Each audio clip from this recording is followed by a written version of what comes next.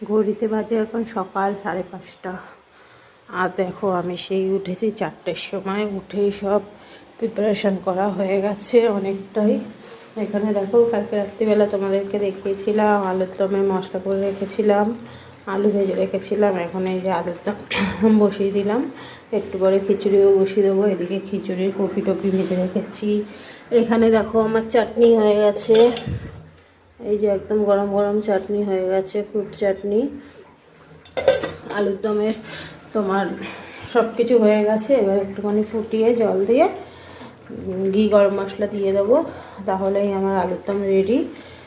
তো তোমরা ভিডিওটা দেখতে থাকো পুরোপুরি আর আমাকে সাপোর্ট করো। আমি অনেকটাই কষ্ট করছি সব করার জন্য, প্লিজ তোমরা আমাকে সাপোর্ট করো। তোমরা যদি আমাকে সাপোর্ট করো তাহলেই তো আমি একটু এগাতে পারবো। তো আজকের মতন ভিডিওটা একটুখানি, আবার আসবো তোমাদের সাথে নতুন আর একটা ভিডিও।